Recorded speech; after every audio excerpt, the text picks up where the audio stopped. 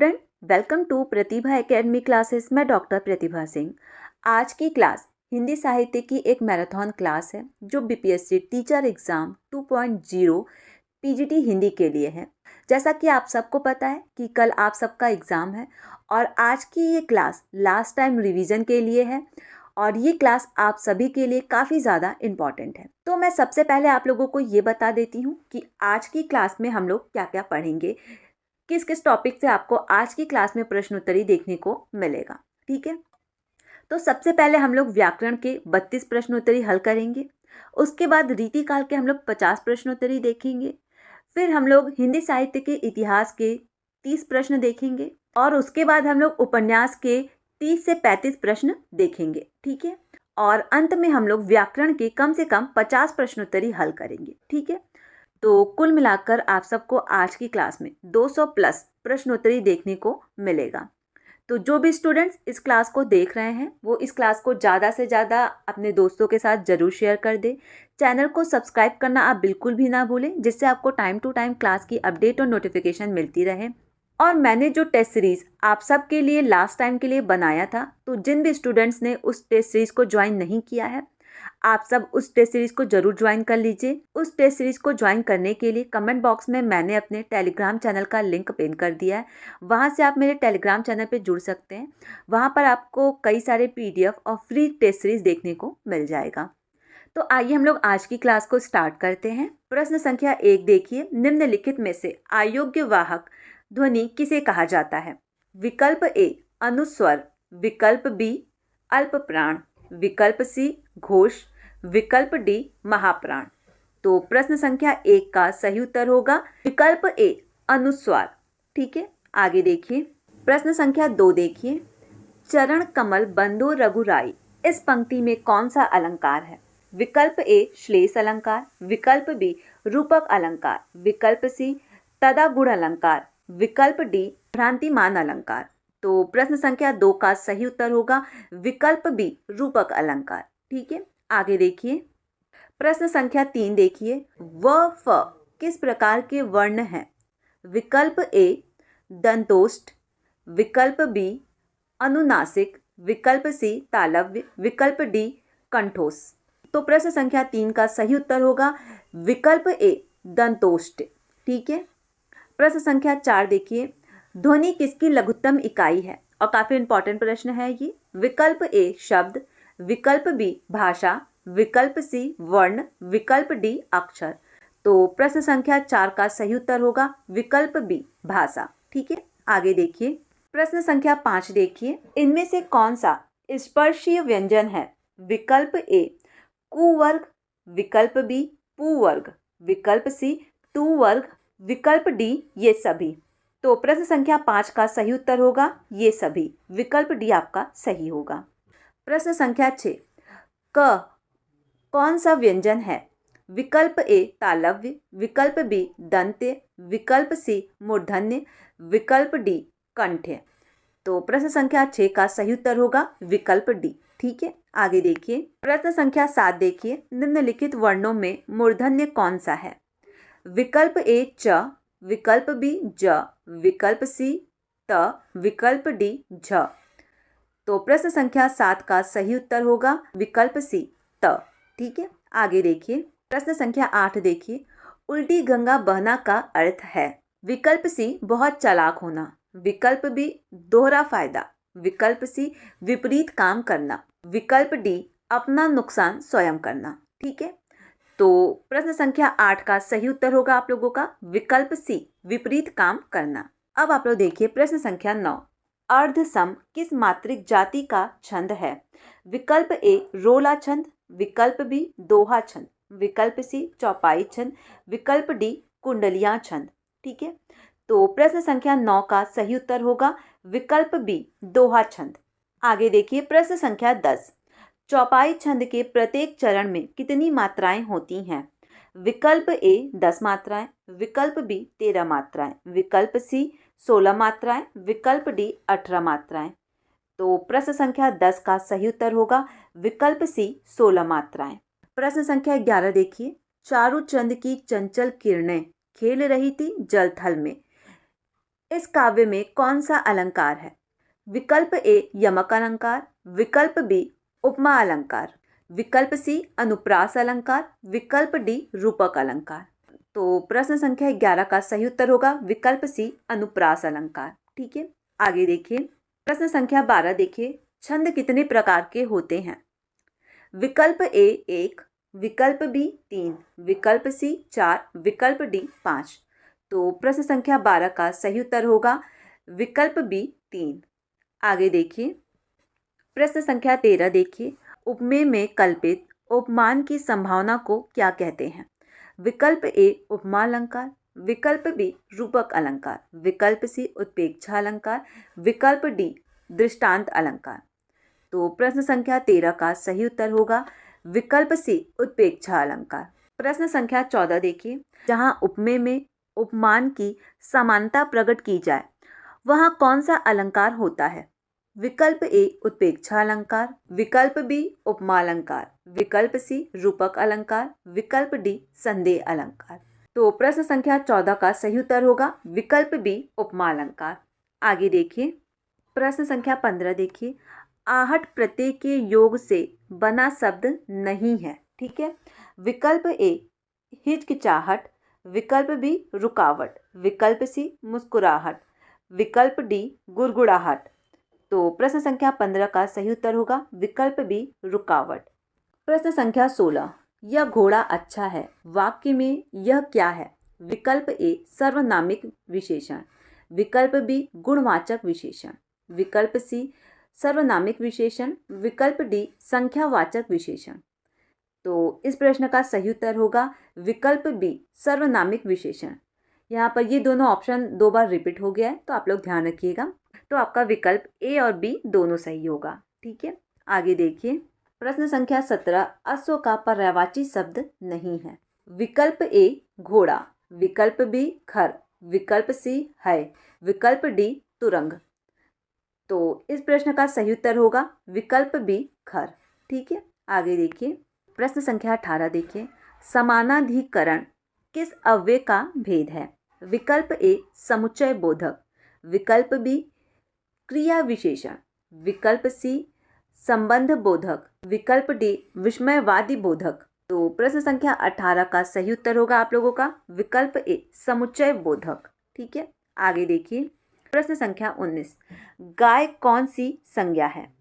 विकल्प ए व्यक्तिवाचक, विकल्प बी जातिवाचक, विकल्प सी भाववाचक, विकल्प डी द्रव्यवाचक। तो प्रश्न संख्या 19 का सही उत्तर होगा विकल्प बी जातिवाचक। ठीक है, आगे देखिए। प्रश्न संख्या 20, बुढ़ापा एक प्रकार का अभिश्राप है। इस वाक्य में बुढ़ापा शब्द कौन सा संज्ञा है? विकल्प ए जातिवाचक संज्ञा, विकल्प बी भाववाचक संज्ञा, विकल्प सी व्यक्तिवाचक संज्ञा, विकल्प डी समूहवाचक संज्ञा। तो प्रश्न संख्या 20 का सही उत्तर होगा विकल्प बी भाववाचक संज्ञा। आगे देखिए। प्रश्न संख्या 21, भाववाचक संज्ञा के अंतर्गत आते हैं विकल्प ए पशु पक्षी आदि, विकल्प बी गुण दोष आदि, विकल्प सी दिशाएं, विकल्प डी भूषण आदि। तो प्रश्न संख्या 21 का सही उत्तर होगा आप लोगों का विकल्प बी गुण दोष आदि, यानी आपका विकल्प बी सही होगा। प्रश्न संख्या 22 देखिए, क्रिया के मूल रूप को क्या कहते हैं? विकल्प ए पद, विकल्प बी धातु, विकल्प सी शब्द, विकल्प डी रूप। प्रश्न संख्या 22 का सही उत्तर होगा विकल्प बी धातु। ठीक है, आगे देखिए। प्रश्न संख्या 23, मैं घर जाता हूँ इस वाक्य में मुख्य क्रिया की पहचान करें। विकल्प ए घर, विकल्प बी मैं, विकल्प सी जाता, विकल्प डी इनमें से कोई नहीं। तो प्रश्न संख्या 23 का सही उत्तर होगा विकल्प सी जाता। आगे देखिए। प्रश्न संख्या 24 देखिए, निम्नलिखित में से कौन सा शब्द समूहवाचक संज्ञा नहीं है? विकल्प ए सभा, विकल्प बी कक्षा, विकल्प सी भीड़, विकल्प डी दौड़।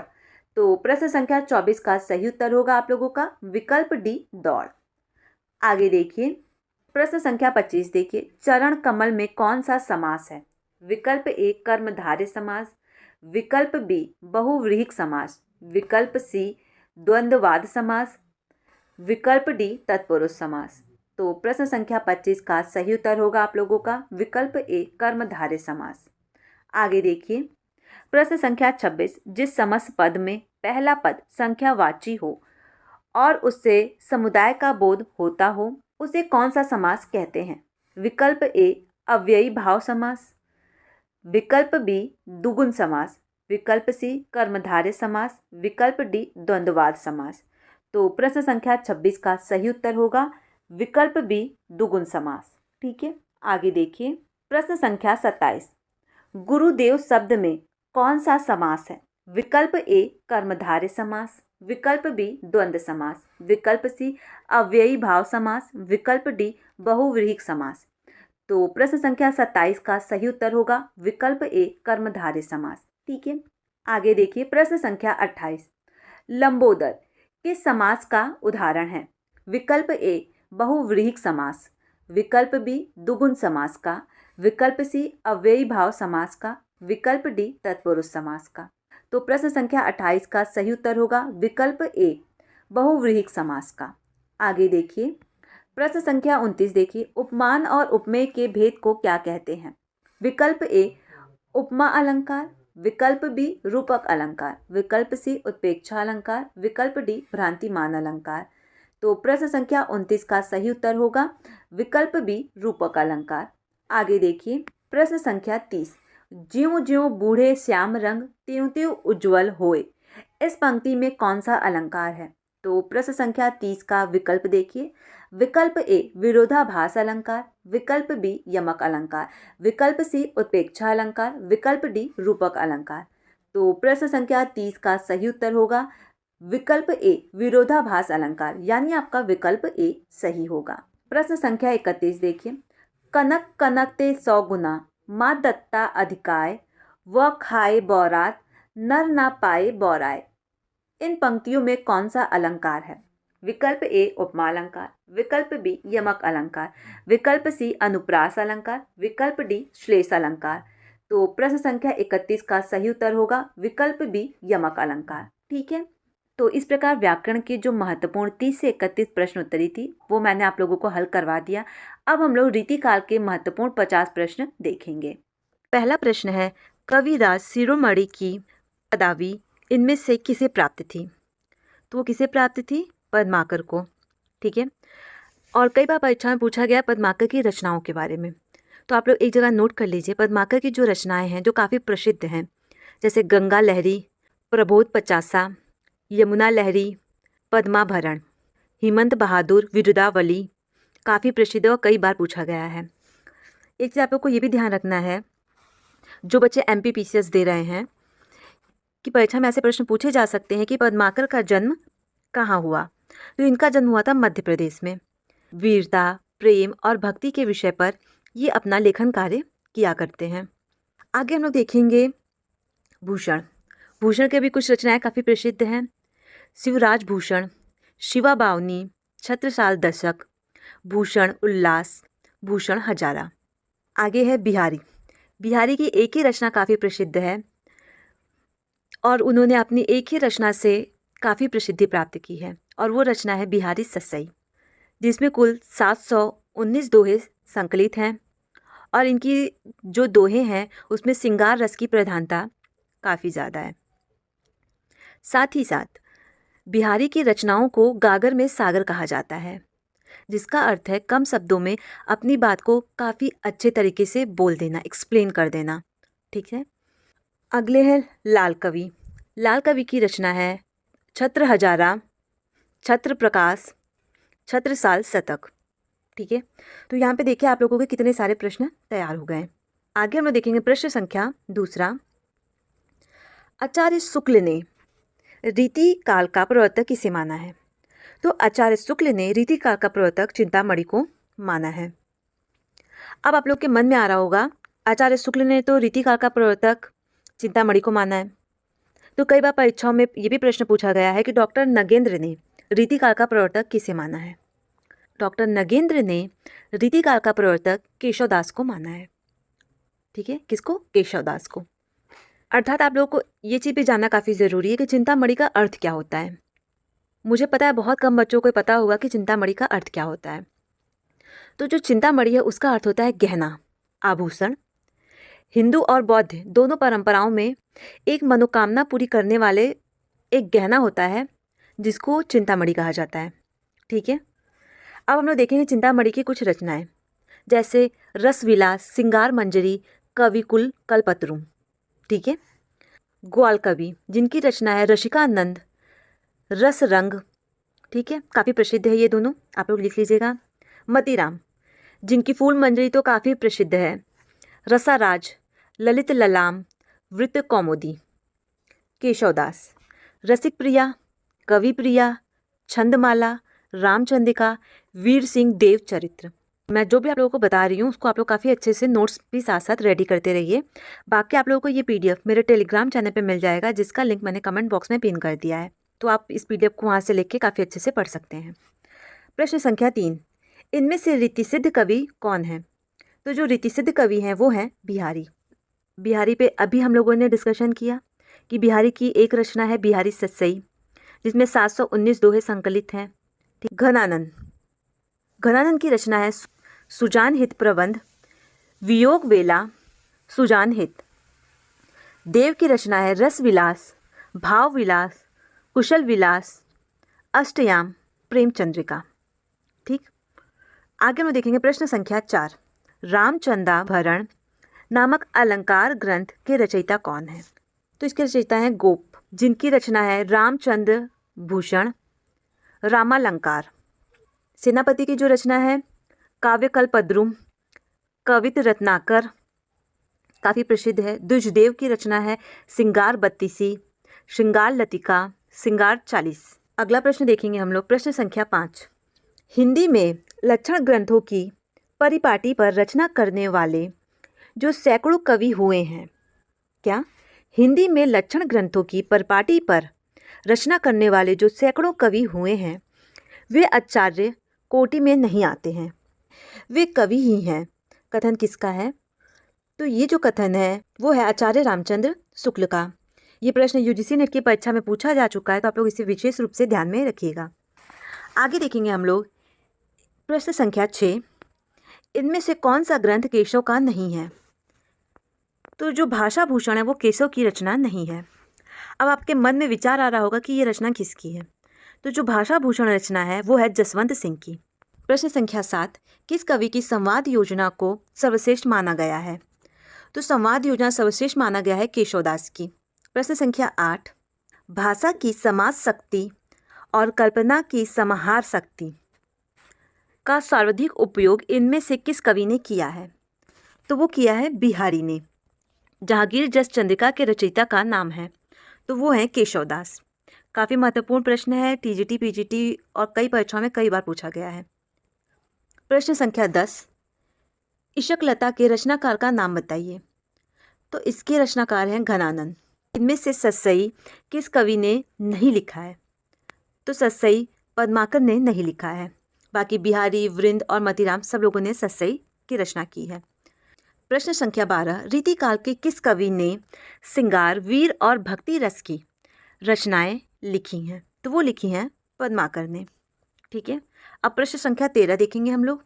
इस प्रकार के प्रश्न कई बार UGC नेट की परीक्षा में पूछे जाते हैं। UGC नेट की प्रिपरेशन जो बच्चे कर रहे हैं उन लोगों को पता है कि UGC नेट की परीक्षा में कॉलम को मैच करने वाले कितने सारे प्रश्न पूछे जाते हैं।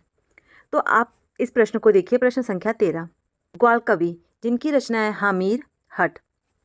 तो क का उत्तर क्या है? दूसरा, पद्माकर। पद्माकर की रचना है जगत विनोद। ठीक है, तो इसका उत्तर क्या होगा? 1। तो यहीं से आपका उत्तर दिख जाएगा कि सही विकल्प होगा स। बोधा की जो रचना है वो है विरह वारिस और देव की है भाव विलास। ठीक है, तो सही विकल्प क्या होगा? स। आगे देखेंगे हम लोग प्रश्न संख्या 14, इनमें से कौन सी रचना केशवदास की है? तो इनमें से कौन सी रचना केशवदास की है? रसिक प्रिया। प्रश्न संख्या 15, जयपुर नरेश प्रताप शाही के दरबार में रहने का श्रेय किस कवि को मिला था? तो ये मिला था पद्माकर को। मतीराम किस राजा के दरबार में रहते थे? मतीराम ने कई राजाओं के दरबार में कार्य किया, जिसमें जहांगीर हैं, बूंदी नरेश हैं, भाव सिंह हैं। इनके दरबार में मतीराम रह चुके हैं। प्रश्न संख्या 16 देखेंगे। प्रश्न संख्या 16 जो है वो भी कॉलम को मैच करने वाले प्रश्न हैं। इन प्रश्नों से आपकी प्रैक्टिस हो जाएगी कि आपको परीक्षा में किस प्रकार प्रश्न हल करने हैं। श्रृंगार मंजरी किसकी रचना है? तो ये चिंतामणि की रचना है। ठीक है, चिंतामणि की 2। यहीं से आपको दिख जाएगा कि सही उत्तर क्या है। आपको समय अपना ज़्यादा नहीं देना होगा, आप तुरंत पहला मिलाइए अगर मैच हो जा रहा है और दिख रहा है यहाँ पे कि दिख रहा है ऑप्शन में कि पहले के ही उत्तर दूसरा है तो पहला प्रश्न, तो ये प्रश्न आपके आसानी से काफ़ी हो जाते हैं। रस विलास जो कि मंडन की है, रतन हजारा जो कि रस निधि की है, और अलंकार पचासिका मतीराम की है। तो देखिए यहाँ पे आपके सारे कॉलम मैच हो रहे हैं। अगला प्रश्न देखेंगे, प्रश्न संख्या 16। भाषा भूषण के रचयिता का नाम क्या है? तो भाषा भूषण के रचयिता का नाम है जसवंत सिंह। देव की कुछ रचनाएं हैं जैसे जो परीक्षा में पूछी जा चुकी हैं, रस विलास, भाव विलास, भवानी विलास, आपको याद रखना है। कुलपति मिश्र की कुछ रचनाएं हैं। भूषण की रचनाओं पर मैंने आप लोगों से ऊपर डिस्कशन कर लिया था, जिसमें मैंने बताया था कि शिवराज भूषण, शिवा बावनी, छत्रसाल दशक, भूषण उल्लास, भूषण हजारा, ये रचनाएं सारी भूषण की है। हम अब कुलपति की रचनाएं देखेंगे जिसमें है रस रहस्य, संग्राम सार। इनकी 2 रचनाएं काफ़ी प्रसिद्ध हैं, तो आप इसे ध्यान रखिएगा। अगला प्रश्न, रीतिकाल में रचित अधिकांश काव्य इनमें से किस प्रकार का है? तो जो अधिकांश काव्य है रीतिकाल में रचित वो है मुक्तक काव्य। प्रश्न संख्या 20, इनमें से कौन सा ग्रंथ रीति ग्रंथ नहीं है? तो बिहारी सतसई जो है वो रीति ग्रंथ नहीं है। प्रश्न संख्या 21, रीतिबद्ध कवियों की तुलना में घनानंद का श्रृंगार वर्णन अधिक आकर्षक है क्योंकि वह स्वानुभूति एवं स्वच्छंद है। तो इसका सही उत्तर क्या होगा यहाँ पे? क्योंकि वह स्वानुभूत और स्वच्छंद है। ठीक, अगला प्रश्न देखेंगे हम लोग, प्रश्न संख्या 22, जो कि कॉलम को मैच करने वाले प्रश्न हैं कि देव की रचना कौन सी है? तो देव की रचना है शब्द रसायन, भिखारी की काव्य निर्णय। तो यहाँ पे आपके सही उत्तर क्या बन रहे हैं? अ देखिए, क का दूसरा सही है, ख का चौथा। तो ये यहीं से आपको उत्तर आपके सही मिल जाएंगे। चिंतामणि की रचना क्या है? कवि कल्पतरु, पद्माकर की है पद्माभरण। ठीक है, प्रश्न संख्या 23 देखेंगे हम लोग, इनमें से कौन सी विशेषता सामान्य रीतिकालीन काव्य की नहीं है? तो सामान्य रीतिकालीन काव्य की विशेषता क्या नहीं है? राष्ट्रीय भावना सामान्य रीतिकालीन में नहीं है। अगला हम लोग कोटेशन है ये, और ये काफ़ी प्रसिद्ध कोटेशन, आप उसको याद रखिएगा और ये प्रश्न परीक्षा में पूछा जा चुका है। भाषा के लक्षक एवं व्यंजक बल की सीमा कहाँ तक है? इसकी पूरी परख इन्हीं को थी। किसको थी? ये हम लोग आगे देखेंगे। आचार्य शुक्ल ने इस कथन में इन्हीं शब्द किस कवि के लिए प्रयुक्त किया है? तो ये प्रयुक्त किया है इन्होंने घनानंद के लिए। ठीक, प्रश्न संख्या 25, इनमें से मतीराम की रचना कौन सी नहीं है? तो जो छंदमाला है वो मतीराम की रचना नहीं है। अब आप ये सोचेंगे कि किसकी रचना है? तो छंदमाला जो है वो केशवदास की रचना है। ठीक, अगला प्रश्न हम लोग देखेंगे, सूची मिलानी है, कवि और उनके जन्मकाल दिए गए हैं उसके। अगर आप लोगों को रीतिकाल भक्तिकाल में जो भी महत्वपूर्ण कवि हैं उनके जन्म तिथि क्रम वाइज चाहिए तो आप लोग मुझे कमेंट कर सकते हैं, उससे रिलेटेड मैं आप लोगों के लिए एक जल्दी वीडियो बना दूंगी। ठीक है, तो पहले देखिए हम लोग केशवदास का जन्म कब हुआ था? तो केशवदास का जन्म हुआ था 1555 में। ठीक है, तो यहाँ पे देखिए 2 ऑप्शन 2 जगह दिख रहे हैं, एक अ में दूसरा दिखा रहा है और ड में दूसरा, तो हमें एक और याद होना चाहिए, बिहारी। बिहारी का जन्म हुआ था 1595 में। ख का तीसरा किस में है?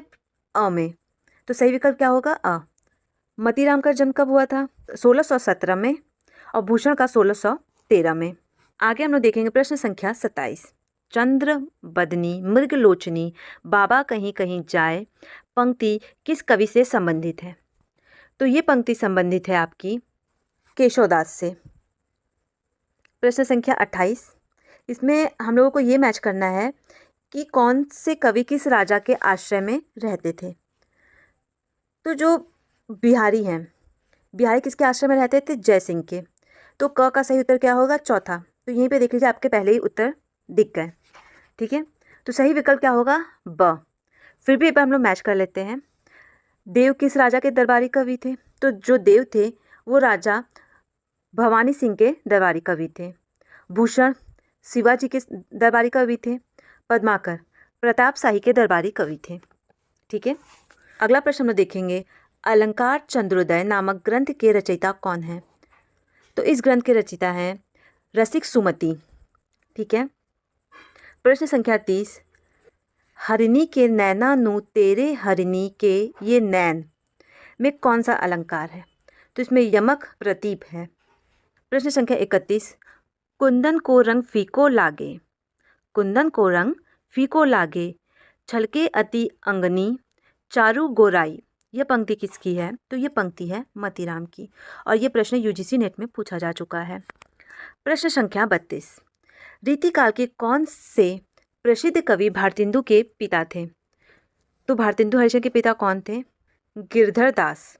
यहाँ पे 2 बार ऑप्शन लिख दिया गया है, टाइपिंग मिस्टेक हो गई है, तो सही विकल्प है गिरधर दास। ठीक है, अगला प्रश्न हम लोग देखेंगे, प्रश्न संख्या 33, और ये प्रश्न काफ़ी महत्वपूर्ण। ये साक्षात रसमूर्ति और ब्रज भाषा के प्रधान स्तंभों में है। यह उक्त आचार्य शुक्ल ने किस कवि के बारे में कही है? तो यह आचार्य शुक्ल ने घनानंद के बारे में कही है। अगला देखिए, हम लोग कॉलम को मैच करना है। मतीराम, मतीराम की रचना क्या है? ललित ललाम। तो क का सही विकल्प है 3, तो यहाँ पे देखिए सही विकल्प होगा द। ठीक है, और मैच कर लेते हैं हम लोग जसवंत सिंह। जसवंत सिंह की रचना है भाषा भूषण, जैसा कि मैंने आप लोगों को बताया था। जो विकल्प मैं आप लोगों को एक्सप्लेन कर रही हूँ उससे ही आपको प्रश्न डायरेक्ट देखने को मिल जा रहे हैं। तो जो भी चीज़ मैं एक्स्ट्रा बता रही हूँ आप लोगों को, उसके आप लोग नोट्स बनाते रहिए। अगर कहीं कुछ बताने में मुझसे गलती से भी मिस्टेक हो जाता है तो मैं कमेंट बॉक्स में पिन कर दूँगी। कई बार ऐसा होता है कि मैं आप लोगों को फ्लो में एक्सप्लेन करती रहती हूँ और मुझसे कुछ मिस्टेक हो जाती है, पर मैं पूरी कोशिश करूँगी कि मुझसे कुछ भी मिस्टेक ना हो। तो आइए हम लोग आगे देखते हैं। पद्माकर, पद्माकर की रचना है जगत विनोद। गोप, गोप की रचना है रामचंद्र भरण। ठीक है, प्रश्न संख्या 35, भूषण के द्वारा रचित अलंकार ग्रंथ का नाम बताइए। तो इनके द्वारा रचित अलंकार ग्रंथ है शिवराज भूषण। ठीक है, यहाँ पे सूची को मिलाना है। पद्माकर, पद्माकर की रचना है हेमंत बहादुर विरुदावली। मैंने पहले ही प्रश्न में आप लोगों को ये बताया था कि पद्माकर की कौन सी रचना है। ठीक है, देखिए आप लोग कैसे मैच करेगा अभी। रसलीन, रसलीन की रचना है अंग दर्पण। तोश, जिनकी रचना है सुधा निधि। याकूब खां, रसभूषण। ठीक है, तो सही विकल्प क्या होगा आप लोगों का? अ। कॉलम को मैच करने वाले प्रश्न में आप जैसे अपने 1 या 2 उत्तर को मैच करते हैं तो आपको तुरंत पता चल जाएगा कि इसका सही विकल्प क्या है। ठीक है, आगे देखेंगे हम लोग प्रश्न, नवरस तरंग नामक ग्रंथ के रचयिता का नाम बताइए। तो नवरस तरंग के रचयिता का नाम है बेनी प्रवीण। सैयद गुलाम नवीन का उपनाम क्या है? और ये प्रश्न काफ़ी महत्वपूर्ण है, कई बार पूछा भी जा चुका है। सैयद गुलाम नवीन का उपनाम है रसलीन। प्रश्न संख्या 40 देखेंगे हम लोग।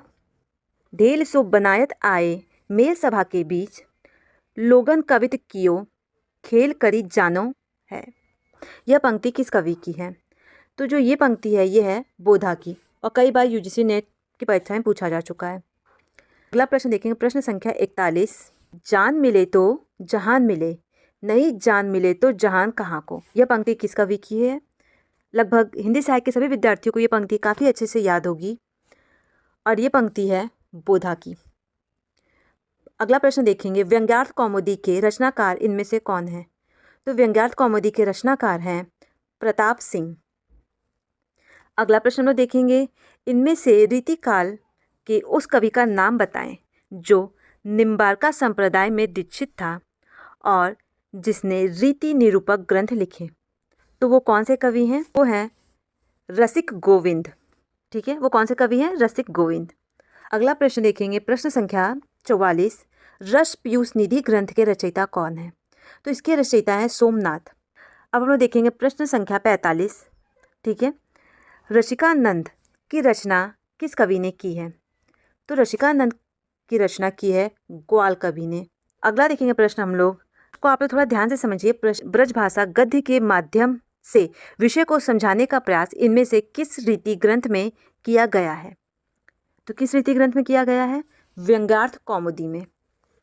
सारे बच्चे मुझे कमेंट करेंगे कि व्यंग्यार्थ कौमुदी किसकी रचना है। मैंने अभी आप लोगों को बताया भी था कि व्यंग्यार्थ कौमुदी किसकी रचना है। सब लोग मुझे कमेंट करेंगे।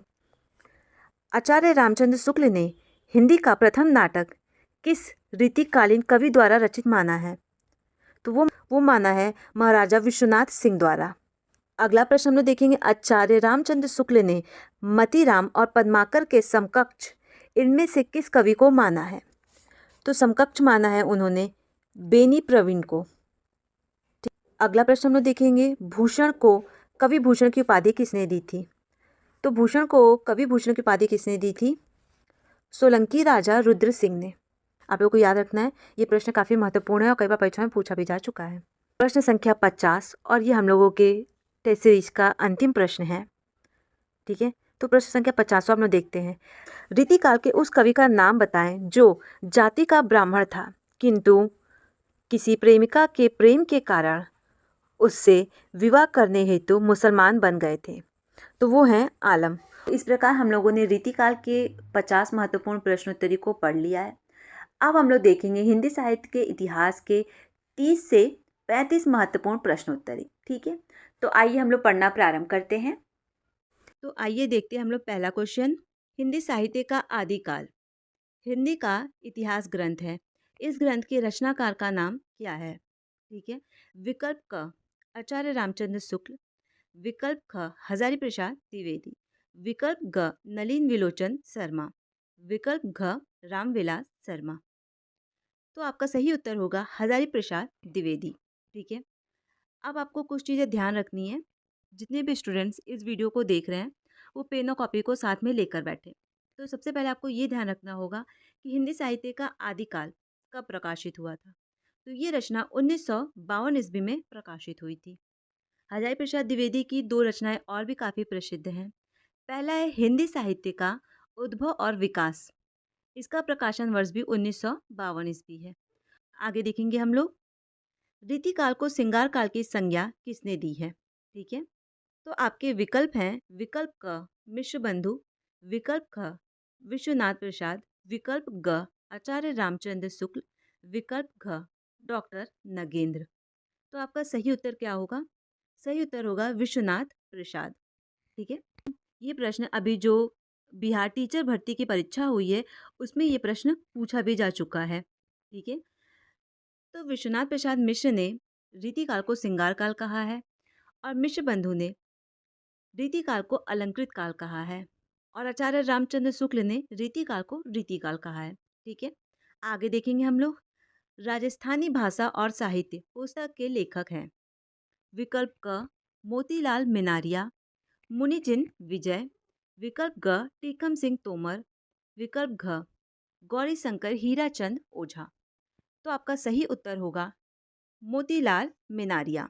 ठीक है, आगे देखेंगे हम लोग, आचार्य रामचंद्र शुक्ल ने रीतिकाल का समय माना है। तो आचार्य रामचंद्र शुक्ल ने रीतिकाल का समय माना है 1700 से 1900 ईस्वी। ठीक है, तो यहाँ पे आपका विकल्प ग सही होगा। प्रश्न संख्या 5, आचार्य रामचंद्र शुक्ल का हिंदी साहित्य का इतिहास मूलतः किस कृति की भूमिका के रूप में लिखा गया था? विकल्प क धर्मशास्त्र का इतिहास, विकल्प ख हिंदी शब्द सागर, विकल्प ग हिंदी विश्वकोश, विकल्प घ हिंदी गोविंद रत्नमाला। तो आपका सही विकल्प होगा हिंदी शब्द सागर। ठीक है, हिंदी शब्द सागर की भूमिका के रूप में लिखा गया था। विकल्प ख सही होगा। हिंदी गोविंद रत्नमाला आप लोग जगह नोटिस कर लीजिए, ये रचना भी कई बार परीक्षा में पूछी जाती है। इसके लेखक हैं श्याम सुंदर दास। ठीक है, आगे देखेंगे प्रश्न संख्या 6, इतिहास लेखन की सबसे विकसित पद्धति है। विकल्प क विधेयवादी पद्धति, विकल्प ख वर्णाक्रमानुसार पद्धति, विकल्प ग कालानुक्रम पद्धति, विकल्प घ समाजशास्त्री पद्धति। तो इसमें सही होगा आप लोगों का विकल्प क विधेयवादी पद्धति इतिहास लेखन की सबसे विकसित पद्धतियों में से एक है। अब आपके मन में ये विचार आ रहा होगा कि विधेयवादी पद्धति हम किसे कहते हैं। तो एक जगह आप लोग नोट डाउन कर लीजिए कि विधेयवादी पद्धति हम किसे कहते हैं। ठीक है, इतिहास लेखन की सबसे विकसित पद्धतियों में से एक पद्धति है विधेयवादी पद्धति को माना जाता है। और जो आचार्य रामचंद्र शुक्ल हैं वो विधेयवादी पद्धति का ही प्रयोग अपनी रचना हिंदी साहित्य के इतिहास में उन्होंने किया था। ठीक है, उसके बाद देखेंगे हम लोग प्रश्न संख्या 7। भारतीय साहित्य की भूमिका के लेखक हैं विकल्प क रामविलास शर्मा, विकल्प ख रामदरस मिश्र, विकल्प ग दूधनाथ सिंह, विकल्प घ उपयुक्त में से कोई नहीं। तो आपका सही उत्तर क्या होगा? रामविलास शर्मा, यानी विकल्प क सही होगा। ठीक है, दूधनाथ सिंह की एक काफ़ी प्रसिद्ध रचना है, आप लोग ये जगह लिख लीजिए, वो है सपाट चेहरे वाला आदमी। कई बार पूछा जा चुका है परीक्षाओं में। प्रश्न संख्या 8। इनमें से किस विद्वान ने आदिकाल को सिद्ध सामंत काल कहा था? ठीक है, विकल्प क मिश्रबंधु, विकल्प ख राहुल संस्कृत्यान, विकल्प ग महावीर प्रसाद द्विवेदी, विकल्प घ राम कुमार वर्मा। ठीक है, तो इस प्रश्न का सही उत्तर होगा विकल्प ख राहुल संस्कृत्यान। ठीक है, आगे देखेंगे हम लोग। एक चीज आप लोग नोट डाउन कर लीजिए कि महावीर प्रसाद द्विवेदी ने आदिकाल को बीजवापन काल कहा था। ठीक है, और राम कुमार वर्मा ने आदिकाल को संधि काल और चारण काल कहा था। ठीक है, ये प्रश्न परीक्षाओं में पूछा जा चुका है। अब हम लोग देखेंगे कुछ सम्मिलित करने वाले प्रश्न, क्योंकि यूजीसी नेट की परीक्षाओं में इस तरह के प्रश्न बहुत ज़्यादा पूछे जाते हैं। ठीक है, तो यहाँ पे आप लोग देखिए गोरखनाथ और उनका युग, ये किसकी रचना है? तो ये रचना है आप लोगों की धर्मवीर भारती, यानी क का तीसरा सही है। ठीक है, नाथ संप्रदाय, इसके लेखक है पीतम्बर दत्त बर्थवाल। ख का पहला सही है। ठीक है, मैच कर रहा है। हिंदी काव्य में निर्गुण संप्रदाय, इसके लेखक है हजारी प्रसाद द्विवेदी। ठीक है, उसके बाद सिद्ध साहित्य है रांगय रागों का। तो इस हिसाब से आपका विकल्प क सही होगा। आगे देखेंगे हम लोग प्रश्न संख्या 10। हिंदी साहित्य का उत्तर मध्यकाल को कलाकाल किस विद्वान ने कहा है?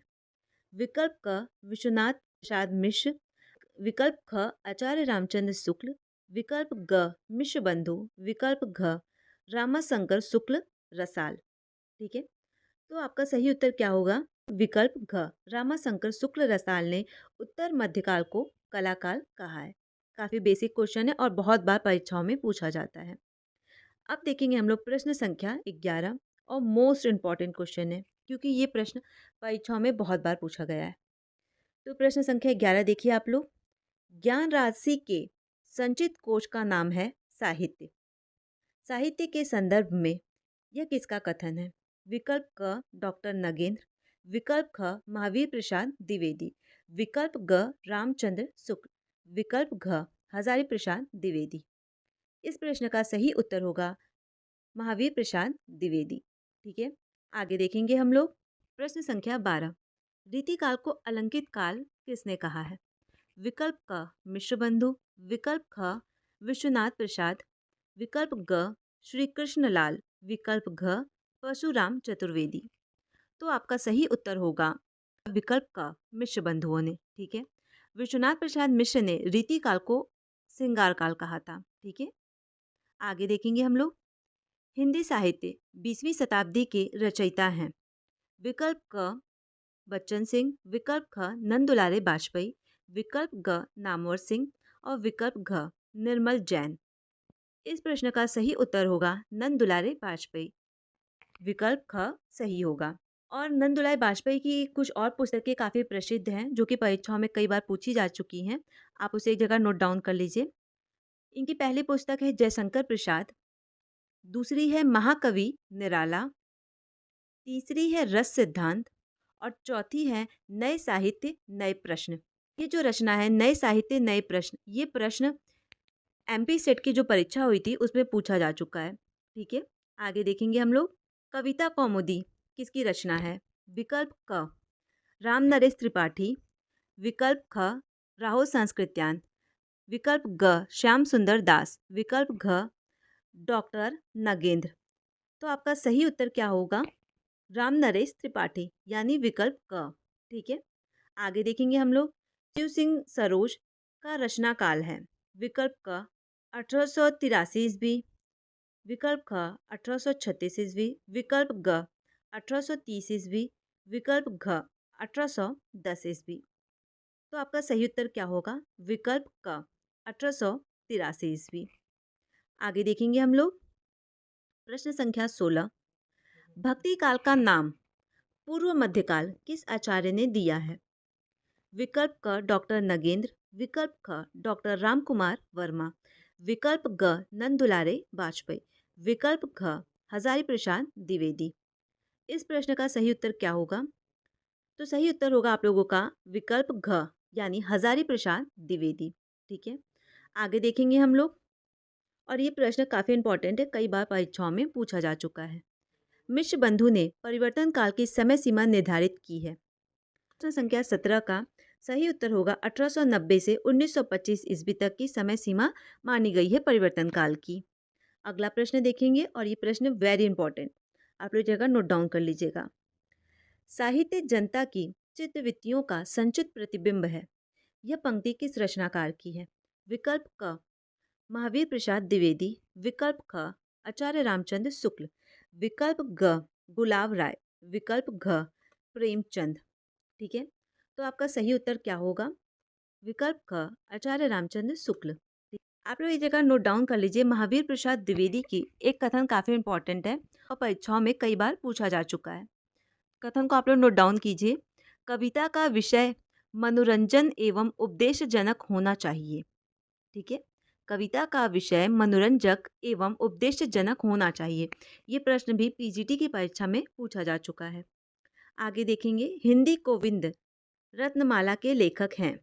विकल्प क महावीर प्रसाद द्विवेदी, विकल्प ख श्याम सुंदर दास, विकल्प ग रामचंद्र शुक्ल, विकल्प घ भारतेंदु हरिश्चंद्र। तो इस प्रश्न का आपका सही उत्तर क्या होगा? श्याम सुंदर दास, विकल्प ख सही होगा। ठीक है, प्रश्न संख्या 20 काफ़ी इंपॉर्टेंट है। यद्यपि मैं खुद उर्दू का बड़ा पक्षपाती हूँ, लेकिन मेरे विचार में हिंदी को विभाषा या बोली कहना उचित नहीं है। किसका कथन है? विकल्प क शिव प्रसाद सितारे हिंद, विकल्प ख राजा लक्ष्मण सिंह, विकल्प ग गरसादत्त तासी, विकल्प घ जॉर्ज ग्रियर्सन। इस प्रश्न का सही उत्तर होगा गरसादत्त तासी यानी विकल्प ग सही होगा और काफ़ी इंपॉर्टेंट क्वेश्चन है, आप लोग इसे ध्यान रखिएगा। प्रश्न संख्या 21, हिंदी का प्रथम व्याकरण लिखने वाले विद्वान हैं? जेसुआ कैटल, विकल्प ख किशोरीदास वाजपेयी, विकल्प ग कामता प्रसाद गुरु, विकल्प घ जॉर्ज ग्रियर्सन। इस प्रश्न का सही उत्तर होगा जेसुआ कैटल यानी विकल्प क सही होगा। हिंदी साहित्य के इतिहास लेखन की परंपरा का सूत्रपात किसने किया? विकल्प क रामचंद्र शुक्ल, विकल्प ख मिश्र बंधु, विकल्प ग गरसादत्त तासी, विकल्प घ जेसुआ कैटल। इस प्रश्न का सही उत्तर होगा गरसादत्त तासी यानी विकल्प ग सही होगा। आगे देखेंगे हम लोग, साहित्य का इतिहास दर्शन किसका ग्रंथ है? विकल्प क नंदुलारे वाजपेयी, विकल्प ख नागेंद्र, विकल्प ग नलिन विलोचन शर्मा, विकल्प घ महावीर प्रसाद द्विवेदी। इस विकल्प में आपका सही उत्तर होगा नलिन विलोचन शर्मा यानी विकल्प ग सही होगा। हिंदी साहित्य का इतिहास दर्शन ग्रंथ के रचयिता है नलिन विलोचन शर्मा। ठीक है, अब देखेंगे हम लोग प्रश्न संख्या 24। इसमें प्रश्नों को सुमेलित करना है, तो आप लोग इसे देखिए। हिंदी साहित्य की भूमिका, इसके लेखक है हजारी प्रसाद द्विवेदी। ठीक है, हिंदी साहित्य का आलोचनात्मक इतिहास, इसके लेखक हैं रामकुमार वर्मा। मैंने आप लोगों को काफ़ी अच्छे से पढ़ाया भी था। उत्तर भारत की संत परंपरा, इसके लेखक हैं परशुराम चतुर्वेदी। और हिंदी साहित्य का दूसरा इतिहास, ये है बच्चन सिंह। ठीक है, तो आप लोग का विकल्प ख सही होगा और काफ़ी इंपॉर्टेंट है। ये प्रश्न यूजीसी नेट की परीक्षा में पूछा जा चुका है। आगे देखेंगे हम लोग। अब हम लोग देखेंगे इस प्रश्न उत्तरी का अंतिम प्रश्न, प्रश्न संख्या 25। भाषा काव्य संग्रह किसकी कृति है? तो आइए हम लोग विकल्प देखते हैं। विकल्प क महेश दत्त शुक्ल, विकल्प ख आचार्य रामचंद्र शुक्ल, विकल्प ग श्याम बिहारी मिश्र, विकल्प घ देवी दत्त शुक्ल। तो इस प्रश्न का सही उत्तर होगा आप लोगों का महेश दत्त शुक्ल और इस रचना का प्रकाशन वर्ष है 1873 ईस्वी। आप लोग इसे भी ध्यान रखिएगा। तो अभी तक हम लोगों ने व्याकरण के महत्वपूर्ण प्रश्नोत्तरी, रीतिकाल के महत्वपूर्ण प्रश्नोत्तरी और हिंदी साहित्य के इतिहास के महत्वपूर्ण प्रश्नोत्तरी, इन 3 टॉपिक को कवर कर लिया है। इन 3 टॉपिक से परीक्षा में कई सारे प्रश्न पूछे जाते हैं। अब हम लोग देखेंगे महत्वपूर्ण उपन्यास से जो प्रश्न परीक्षा में पूछे गए हैं। अब हम लोग कुछ उन प्रश्नों को भी देखेंगे जो कि आपके 25 से 30 प्रश्न उपन्यास टॉपिक से संबंधित होंगे। तो आइए हम लोग उपन्यास के महत्वपूर्ण प्रश्नोत्तरी को पढ़ना प्रारंभ करते हैं। पहला प्रश्न देखेंगे, त्यागपत्र उपन्यास का प्रकाशन वर्ष क्या है? 1945, विकल्प ख 1954, विकल्प ग 1999, विकल्प घ 1937। तो इसमें आपका सही विकल्प होगा 1937। काफ़ी इंपॉर्टेंट प्रश्न है, परीक्षा में पूछा जा सकता है। आगे देखेंगे हम लोग, त्यागपत्र किस प्रकार का उपन्यास है? तो विकल्प क, त्यागपत्र अनमेल विवाह के दुष्ट परिणाम की कहानी है, नारी की व्यथा का चित्रण है, नारी की दुर्गति और उसकी त्रासदी का चित्रण है, या फिर सभी। तो यहाँ पे सही उत्तर क्या होगा? सभी। क्योंकि जब मैंने आप लोग को उपन्यास पढ़ाया था तो मैंने बताया था कि इस उपन्यास में जो मृणाल है उसके जीवन की व्यथा, नारी की दुर्दशा, अनमेल विवाह का चित्रण हमें इस उपन्यास में देखने को मिलता है। तो यही प्रश्न यहाँ पर पूछा गया है। अब आगे हम लोग देखेंगे, मृणाल किस उपन्यास की नारी पात्र है? अभी मैंने जस्ट आप लोग को बताया था कि मृणाल किस उपन्यास की नारी पात्र है। तो विकल्प क गोदान, विकल्प ख मैला आंचल, विकल्प ग बाणे भट्ट की आत्मकथा और विकल्प घ त्यागपत्र। तो इस प्रश्न का सही उत्तर होगा आप लोगों का त्यागपत्र। आगे देखेंगे हम लोग, त्यागपत्र उपन्यास में कौन सा पात्र अपने पद से त्याग दे देता है? विकल्प क प्रमोद, विकल्प ख मृणाल, विकल्प ग मिनी, विकल्प घ प्रशांत। तो सही उत्तर होगा आप लोगों का प्रमोद। ठीक है, जो प्रमोद होता है वो अपने जज के पद से त्यागपत्र दे देता है। और जो मिनी, ये जो मिनी है ये मृणाल का ही दूसरा नाम है। प्रमोद के जो पिताजी रहते हैं वो मृणाल को प्रेम से मिनी बुलाया करते थे, तो आपको ये भी ध्यान रखना है। अब आगे हम लोग देखेंगे, त्यागपत्र की विधा क्या है? विकल्प क कहानी, विकल्प ख उपन्यास, विकल्प ग नाटक, विकल्प घ निबंध। तो आपका सही उत्तर क्या होगा? विकल्प ख उपन्यास। त्यागपत्र एक उपन्यास है। अब आगे देखेंगे हम लोग, परख किसका उपन्यास है? विकल्प क हजारी प्रसाद द्विवेदी, विकल्प ख मोहन राकेश, विकल्प ग जैनेन्द्र, विकल्प घ प्रेमचंद। तो यहाँ पे आपका सही उत्तर क्या होगा कि परख किसका उपन्यास है? तो वो है जैनेन्द्र का। जब मैंने आप लोगों को त्यागपत्र उपन्यास पढ़ाया था तो उसमें मैंने काफ़ी अच्छे से बताया था कि जैनेन्द्र का जन्म कब हुआ, इनके कौन कौन से उपन्यास है, कौन कौन सी रचनाएं हैं। आप लोग उस वीडियो को एक बार ज़रूर अच्छे से देख लीजिएगा, तो ये सारे प्रश्न काफ़ी आसानी से आप लोग हल कर लेंगे। आगे देखेंगे हम लोग, तपोभूमि उपन्यास किसके सहलेखन से लिखा गया था? विकल्प क जैनेन्द्र, विकल्प ख मोहन राकेश, विकल्प ग जगदीश चंद्र माथुर, विकल्प घ ऋषभ चरण जैन। तो यहाँ पे आपका सही उत्तर क्या होगा? ऋषभ चरण जैन। और जो तपोभूमि उपन्यास है वो उपन्यास है जैनेन्द्र का। तपोभूमि उपन्यास को जैनेन्द्र और ऋषभ चरण जैन दोनों ने मिलकर एक साथ लिखा है। त्यागपत्र उपन्यास किसकी रचना है? तो जैसा कि आप सबको पता है कि त्यागपत्र उपन्यास जैनेन्द्र की काफ़ी प्रसिद्ध उपन्यास है और आपके पाठ्यक्रम में भी लगा हुआ है। अब हम लोग एकांकी से संबंधित कुछ महत्वपूर्ण प्रश्न देखेंगे। जो पहला प्रश्न है, अंडे के छिलके किस विधा की रचना है? विकल्प क नाटक, विकल्प ख जीवनी, विकल्प ग एकांकी और विकल्प घ यात्रा विवरण। तो आपका सही उत्तर होगा कि जो अंडे के छिलके हैं वो है एकांकीय। ठीक है, आगे देखेंगे हम लोग। तो हम अगला प्रश्न देखेंगे, प्रश्न संख्या 2, हिंदी एकांकी का विकास किस युग से माना जाता है? विकल्प क छायावाद युग, छायावादोत्तर युग, विकल्प ग द्विवेदी युग, विकल्प घ भारतेंदु युग। तो आपका सही उत्तर क्या होगा? तो आपका सही उत्तर होगा छायावाद युग से एकांकी का विकास माना जाता है। अगला प्रश्न हम लोग देखेंगे, हिंदी एकांकी के जनक माने जाते हैं। विकल्प क जगदीश चंद्र माथुर, विकल्प ख उदय शंकर भट्ट, विकल्प ग राम कुमार वर्मा, विकल्प घ विष्णु प्रभाकर। तो आपका सही उत्तर क्या होगा? तो इस प्रश्न का सही उत्तर होगा डॉक्टर राम कुमार वर्मा। इनको एकांकी का जनक माना जाता है। अब आगे हम लोग देखेंगे, आवारा मसीहा के रचनाकार हैं। विकल्प क अज्ञे, विकल्प ख यशपाल, विकल्प ग विष्णु प्रभाकर और विकल्प घ मोहन राकेश। तो इस प्रश्न का सही उत्तर होगा विकल्प ग विष्णु प्रभाकर। अब आगे हम लोग देखेंगे तपोभूमि रचना किस विधा की है। विकल्प क कहानी, विकल्प ख उपन्यास, विकल्प घ नाटक और विकल्प घ निबंध। तो आपका सही उत्तर होगा इसमें कि जो तपोभूमि है वो है उपन्यास और तपोभूमि उपन्यास के रचनाकार हैं जैनेन्द्र। ठीक है, अब आगे हम लोग देखेंगे परीक्षा गुरु के रचनाकार हैं। विकल्प क श्रीनिवास दास, विकल्प ख मनोहर श्याम जोशी, विकल्प ग राजेंद्र यादव, विकल्प घ श्रीलाल शुक्ल। ठीक है, तो आपके परीक्षा गुरु उपन्यास के लेखक हैं श्रीनिवास दास। परीक्षा गुरु उपन्यास को मैंने काफ़ी विस्तार पूर्वक पढ़ाया है, आप लोग एक बार उस वीडियो को ज़रूर देख लीजिएगा। तो परीक्षा गुरु से संबंधित जो भी प्रश्न परीक्षा में पूछे जाएंगे वो काफ़ी आसानी से आप हल कर लेंगे। अब आगे हम लोग देखेंगे, इस वीडियो में मैंने उपन्यास से संबंधित जितने भी महत्वपूर्ण प्रश्न पूछे जा सकते हैं उन सब को पूरी शामिल करने की कोशिश की है। तो प्रश्न 7 है आप लोगों का, राग दरबारी किस विधा की रचना है। विकल्प क नाटक, विकल्प ख उपन्यास, ठीक है, विकल्प ग रेखाचित्र, विकल्प घ संस्मरण।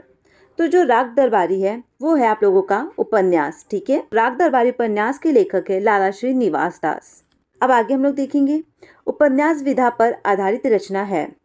विकल्प क स्कंदगुप्त, विकल्प ख गोदान, विकल्प ग अशोक के फूल, विकल्प घ चिंतामणि।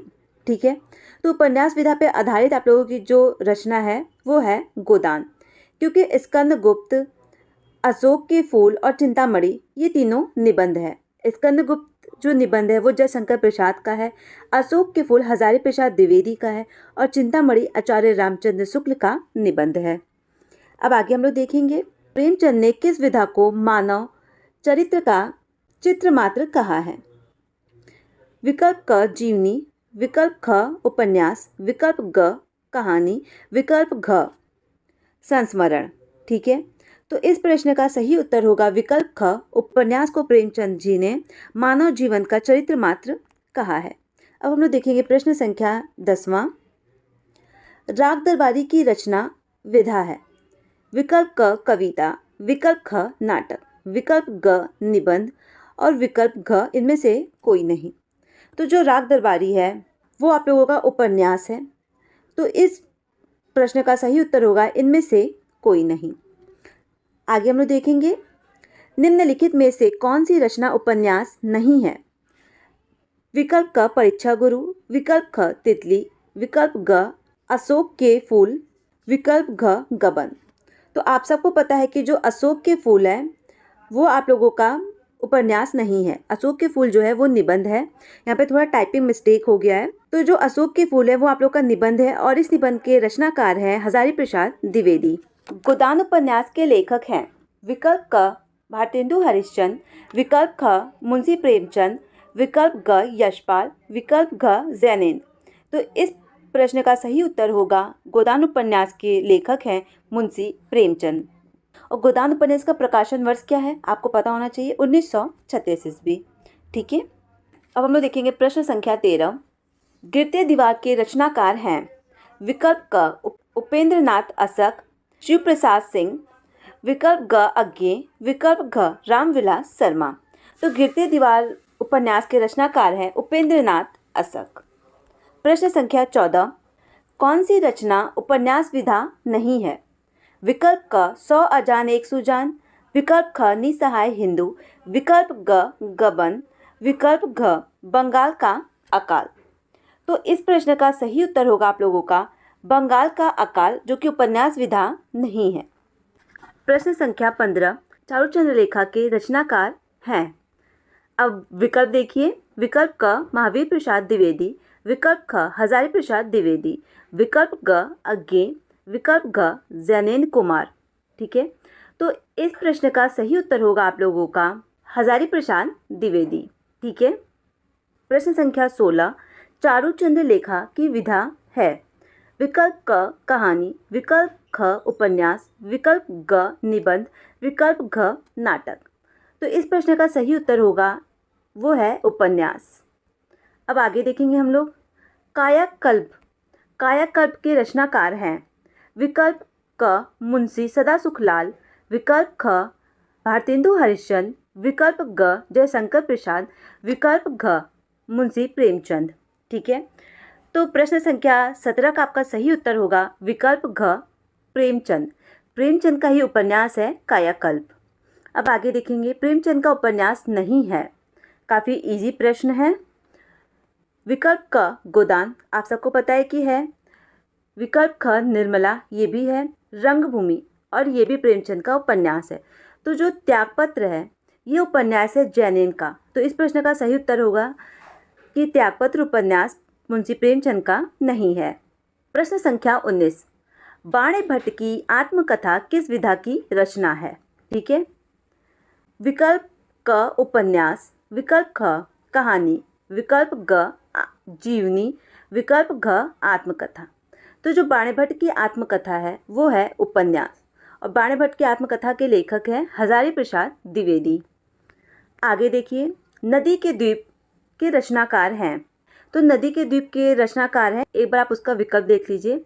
विकल्प क अज्ञे, विकल्प ख नगेंद्र, विकल्प ग कृष्णदास, विकल्प घ भीष्म साहनी। तो इस प्रश्न का सही उत्तर होगा अज्ञे। अज्ञे का ही उपन्यास है नदी के द्वीप। शेखर एक जीवनी के लेखक हैं। विकल्प क भीष्म साहनी, विकल्प ख जयशंकर प्रसाद, विकल्प ग सच्चिदानंद हीरानंद वात्स्यायन अज्ञे, विकल्प घ भगवती चरण वर्मा। तो इस प्रश्न का सही उत्तर होगा सच्चिदानंद हीरानंद वात्स्यायन। इनका ही प्रसिद्ध उपन्यास है शेखर एक जीवनी। अब आगे हम लोग देखेंगे, मुंशी प्रेमचंद ने उपन्यास लिखा है।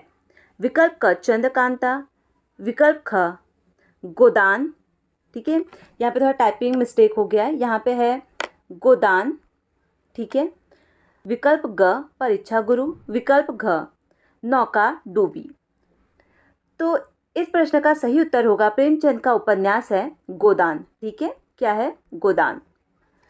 1936 ईस्वी इसका प्रकाशन वर्ष है।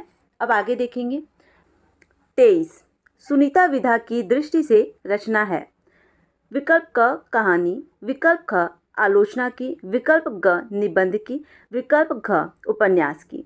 तो जो सुनीता है वो उपन्यास विधा की रचना है, और जो सुनीता उपन्यास है यह रचना है जैनेन्द्र की। प्रश्न संख्या 24, बलशनामा उपन्यास है। विकल्प क पारेश्वर नाथ रेणु, विकल्प ख नागा अर्जुन, विकल्प ग अमृत राय, विकल्प घ अमरकांत का। ठीक है, तो जो बलशनामा उपन्यास है इसके लेखक हैं आपके नागार्जुन। काफ़ी इंपॉर्टेंट प्रश्न है, आप लोग इसे ध्यान रखिएगा। आप लोगों को ये वीडियो कैसा लग रहा है अपनी प्रतिक्रिया ज़रूर दीजिएगा। आगे हम लोग देखते हैं, गुनाहों का देवता कृति है। विकल्प क हजारी प्रसाद द्विवेदी का, विकल्प ख गुलाब राय का, विकल्प ग धर्मवीर भारती का, और विकल्प घ रघुवीर सहाय का। तो ये जो रचना है वो है धर्मवीर भारती का। अगला प्रश्न हम लोग देखेंगे, कर्मभूमि के रचयिता कौन है? विकल्प क जयशंकर प्रसाद, विकल्प ख भगवती चरण वर्मा, विकल्प ग मुंशी प्रेमचंद, विकल्प घ वृंदावन लाल वर्मा। तो इस प्रश्न का सही उत्तर होगा कर्मभूमि उपन्यास है मुंशी प्रेमचंद का। अब अगला प्रश्न देखेंगे हम लोग, जैनेन कुमार का उपन्यास है। विकल्प क गोदान, विकल्प ख बाणे भट्ट की आत्मकथा, विकल्प ग त्यागपत्र, विकल्प घ मृगनयनी। प्रश्न संख्या 27वां का सही उत्तर होगा त्यागपत्र। त्यागपत्र जो उपन्यास है वो जैनेन का है। अब हम लोग इस वीडियो का अंतिम प्रश्न देखेंगे, और वो प्रश्न है, हिंदी का प्रथम मौलिक उपन्यास कौन सा माना जाता है? विकल्प क चंद्रकांता, विकल्प ख गोदान, विकल्प ग परीक्षा गुरु, विकल्प घ चरित्रहीन। तो हिंदी का जो प्रथम मौलिक उपन्यास माना जाता है वो माना जाता है परीक्षा गुरु को। ठीक है, सबसे पहला प्रश्न है, निम्नलिखित में से किस आचार्य को रीति संप्रदाय का संस्थापक या प्रवर्तक माना जाता है? ठीक है, ए भरत मुनि, विकल्प बी आचार्य वामन, विकल्प सी भामा, विकल्प डी मम्मट। तो इस प्रश्न का सही उत्तर होगा आचार्य वामन। विकल्प बी सही होगा, क्योंकि रीति काल के संस्थापक और प्रवर्तक आचार्य वामन को ही माना जाता है। अब आगे हम लोग देखेंगे, प्रेम सागर के रचनाकार हैं? विकल्प ए सदल मिश्र, विकल्प बी लल्लू लाल, विकल्प सी इंसा अल्लाह खां, विकल्प डी सदा सुख लाल। तो इस प्रश्न का सही उत्तर होगा विकल्प बी, क्योंकि प्रेम सागर जो रचना है वो है पंडित लल्लू लाल की रचना। अब देखेंगे हम लोग प्रश्न संख्या 3। निम्नलिखित में से कौन सा रीतिकाल से संबंधित है? विकल्प ए भगवत धर्म के प्रचार तथा प्रसार के परिणाम स्वरूप भक्ति आंदोलन का सूत्रपात हुआ था। विकल्प बी इस काल में वीर गाथाओं की रचना प्रवृत्ति की प्रधानता थी। विकल्प सी इस काल में सामान्य रूप से श्रृंगार प्रदत्त लक्षण ग्रंथों की रचना हुई। इस युग में रूढ़िवादी और बाह्य आडंबर का विरोध किया गया। तो इस प्रश्न का सही उत्तर होगा विकल्प सी, इस काल में सामान्य रूप से श्रृंगार प्रदत्त लक्षण ग्रंथों की रचना हुई। ठीक है, अब आगे देखेंगे हम लोग प्रश्न संख्या 4। निम्नलिखित में से श्रृंगार और लक्षण ग्रंथों की रचना किस काल में की गई थी? विकल्प ए आदिकाल, विकल्प बी भक्ति काल, विकल्प सी रीतिकाल और विकल्प डी वर्तमान काल। तो इस प्रश्न का सही उत्तर होगा विकल्प सी रीतिकाल में। ठीक है, रीतिकाल के कुछ प्रसिद्ध कवि हैं जैसे चिंतामणि, भूषण, मतीराम। इन लेखकों की रचनाओं को आप लोग एक बार ज़रूर से पढ़ लीजिएगा। आगे देखेंगे हम लोग प्रश्न संख्या 5। निम्नलिखित में से रीतिकालीन कवि कौन से हैं? ठीक है, इस प्रकार के प्रश्न परीक्षा में बहुत बार पूछे जाते हैं। विकल्प ए मीरा, विकल्प बी रसखान, विकल्प सी घनानंद, विकल्प डी मैथिलीशरण गुप्त। तो इस प्रश्न का सही उत्तर होगा रीतिकाल के प्रमुख कवि हैं घनानंद। ठीक है, रसखान और मीराबाई ये दोनों भक्ति काल के कवि हैं। महाकवि भूषण की रचना है विकल्प ए रेणुका, विकल्प बी चितंबरा, विकल्प सी छत्रसाल, विकल्प डी दीपशिखा। ठीक है, तो इस प्रश्न का सही उत्तर होगा विकल्प सी छत्रसाल, क्योंकि जो दीपशिखा है ये महादेवी वर्मा की रचना है। ठीक है, और चितंबरा रचना सुमित्रानंद पंत की है। अब आगे देखेंगे हम लोग निम्नलिखित कवियों में से रीतिकाल का कवि कौन नहीं है? विकल्प ए मतीराम, विकल्प बी भूषण, विकल्प सी घनानंद, विकल्प डी भारतेंदु हरिश्चंद्र। तो आप सबको पता है कि भारतेंदु हरिश्चंद्र रीतिकाल के कवि नहीं हैं। बाकी मतीराम, भूषण, घनानंद ये तीनों रीतिकाल के काफ़ी प्रसिद्ध कवियों में से एक हैं। प्रश्न संख्या 8। निम्नलिखित में से हिंदी का प्राचीनतम महाकाव्य कौन सा है? विकल्प ए रामचरितमानस, विकल्प बी पद्मावत, विकल्प सी पृथ्वीराज रासो, विकल्प डी प्रिय प्रवास। तो इस प्रश्न का सही उत्तर होगा ए प्राचीनतम महाकाव्य है रामचरितमानस। पद्मावत के रचयिता हैं मलिक मोहम्मद जैसी, पृथ्वीराज रासो के रचयिता हैं चंद बरदाई और प्रिय प्रवास इसके रचयिता हैं हरि औध। इन चारों रचनाओं को आप लोग काफ़ी अच्छे से याद रखिएगा। अब आगे हम लोग देखेंगे निम्नलिखित कवियों में से रीतिबद्ध तथा रीतिमुक्त कवियों का चुनाव कीजिए। विकल्प ए भूषण, विकल्प बी घनानंद, विकल्प सी बिहारी, विकल्प डी आचार्य केशवदास। ठीक है, तो इस प्रश्न का सही उत्तर होगा विकल्प डी। जो बिहारी हैं ये रीति सिद्ध कवियों में से एक हैं। अब आगे देखेंगे हम लोग प्रश्न संख्या 10। रीतिकाल का कवि निम्नलिखित में से कौन है? विकल्प ए बिहारी, विकल्प बी मलुकदास, विकल्प सी जयशंकर प्रसाद, विकल्प डी रामधारी सिंह दिनकर। इस प्रश्न का सही उत्तर होगा बिहारी। ठीक है, तो रीतिकाल के निम्नलिखित कवियों में बिहारी प्रसिद्ध कवि हैं। प्रश्न संख्या 11। कवि रत्नाकर किसकी रचना है? विकल्प ए सेनापति, विकल्प बी मैथिलीशरण गुप्त, विकल्प सी पद्माकर, विकल्प डी जयशंकर प्रसाद। तो इस प्रश्न का सही उत्तर होगा कवि रत्नाकर सेनापति की रचना है। ठीक है, प्रश्न संख्या 12। निम्नलिखित में से कौन सी कृति ग्रंथ रीतिकाल में लिखी गई है? विकल्प ए साकेत, विकल्प बी विनय पत्रिका, विकल्प सी बिहारी सस्सई और विकल्प डी पृथ्वीराज रासो। तो इस प्रश्न का सही उत्तर होगा विकल्प सी बिहारी सस्सई, क्योंकि ये रीतिकाल में लिखा गया ग्रंथ है अगला प्रश्न देखेंगे हम लोग, निम्नलिखित में से कवि भूषण का कौन सा ग्रंथ है? विकल्प ए शिव बावनी, विकल्प बी दोहावली, विकल्प सी दान लीला, विकल्प डी उद्धव शतक। ठीक है, तो इस प्रश्न का सही उत्तर होगा विकल्प ए, शिवा बावनी जो है वो भूषण की रचना है। प्रश्न संख्या 14 देखिए आप लोग, निम्नलिखित में से कौन सा कथन रीतिकाल से संबंधित है? विकल्प ए, इस काल में वात्सल्य रस की प्रधानता है, विकल्प बी, इस युग में रहस्य का परिपाक हुआ, विकल्प सी, इस युग में रूढ़िवादी तथा बाह्य आडंबर का विरोध किया गया, विकल्प डी, इस काल में मूलतः श्रृंगार और लक्षण ग्रंथों की रचना की गई। तो प्रश्न संख्या 14 का आपका सही उत्तर होगा इस काल में मूलतः श्रृंगार और लक्षण ग्रंथों की रचना की गई। ठीक है, प्रश्न संख्या 15 देखेंगे, रीतिकाल स्वच्छंदवाद काव्यधारा के कवि हैं? विकल्प ए केशव, विकल्प बी भूषण, विकल्प सी बिहारी, विकल्प डी बोधा। इस प्रश्न के सही उत्तर होगा विकल्प डी बोधा। अब आगे देखेंगे हम लोग, निम्नलिखित में से कौन सा कथन रीतिकाल से संबंधित है?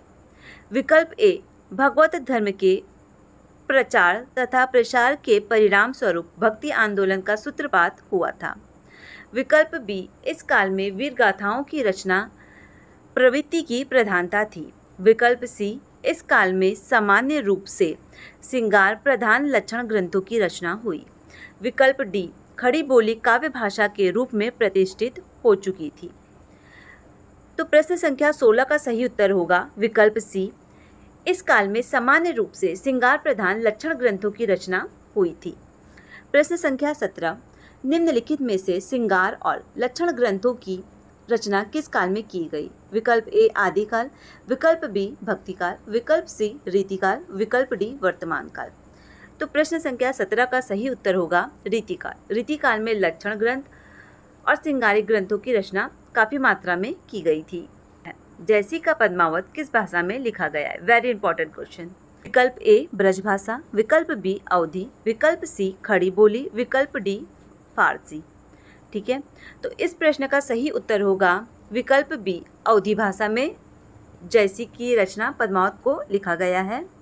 प्रश्न संख्या 19, निम्नलिखित में से कौन सा कवि रीतिमुक्त काव्यधारा का है? विकल्प ए चिंतामणि, विकल्प बी केशव, विकल्प सी ठाकुर, विकल्प डी देव। तो इस प्रश्न का सही उत्तर है विकल्प सी ठाकुर। प्रश्न संख्या 20 देखेंगे, छायावादी युगीन कवि हैं? विकल्प ए भूषण, विकल्प बी मैथिली शरण गुप्त, विकल्प सी कबीरदास, विकल्प डी जयशंकर प्रसाद। इस प्रश्न का सही उत्तर होगा जयशंकर प्रसाद। ठीक है, अब आगे हम लोग देखेंगे, रीतिकालीन कवि हैं? विकल्प ए केशव, विकल्प बी जयशंकर प्रसाद, विकल्प डी तुलसीदास, विकल्प डी जगन्नाथ दास रत्नाकर। तो रीतिकालीन कवि हैं आप लोगों के केशव दास। बाकी जयशंकर प्रसाद छायावादी कवि हैं, तुलसीदास भक्तिकालीन कवि हैं। ठीक है, रीतिकाल की कृतियां हैं? विकल्प ए रसमंजरी, विकल्प बी प्रेम सागर, विकल्प सी आर्य सप्तशती, विकल्प डी बिहारी सस्सई। तो इस प्रश्न का सही उत्तर होगा विकल्प डी, रीतिकालीन कृति है बिहारी सस्सई। प्रश्न संख्या 23 है, सस्सई किसकी रचना है? काफ़ी इंपॉर्टेंट, आप इसे ध्यान रखिएगा। विकल्प ए देव, विकल्प बी बिहारी, विकल्प सी केशव, विकल्प डी भिखारी दास। तो इस प्रश्न का सही उत्तर है विकल्प बी बिहारी दास। जैसी की रचना है? विकल्प ए सूर सरावली, विकल्प बी चंदायन, विकल्प सी पल्लव, विकल्प डी पद्मावत। तो पद्मावत जो है वो जैसी की रचना है, पल्लव सुमित्रानंद पंत की रचना है। ठीक है, अब प्रश्न संख्या 25 देखेंगे, छत्रसाल दशक के कवि हैं? विकल्प ए भूषण, विकल्प बी मैथिली शरण गुप्त, विकल्प सी भारतेंदु, विकल्प डी बिहारी। तो इस प्रश्न के सही उत्तर है भूषण। छत्रसाल दशक के जो लेखक हैं वो हैं भूषण। काफ़ी इंपॉर्टेंट प्रश्न है, पूछा जा चुका है परीक्षाओं में कई बार। पद्मावत किसकी रचना है? ये प्रश्न अभी भी पूछा गया था। तो पद्मावत है मलिक मोहम्मद जैसी की रचना। ठीक है, अब आगे देखेंगे हम लोग, मलिक मोहम्मद जैसी रचनाकार हैं? ठीक है, विकल्प ए अखरावट, विकल्प बी नागलीला, विकल्प सी दोहावली, विकल्प डी गीतावली। तो प्रश्न संख्या 27 का सही उत्तर है विकल्प ए, अखरावट जो है वो मलिक मोहम्मद जैसी की काफ़ी प्रसिद्ध रचना है। अब आगे देखेंगे हम लोग प्रश्न संख्या 28, रामचंद्रिका के रचयिता हैं, वेरी इंपॉर्टेंट क्वेश्चन है ये।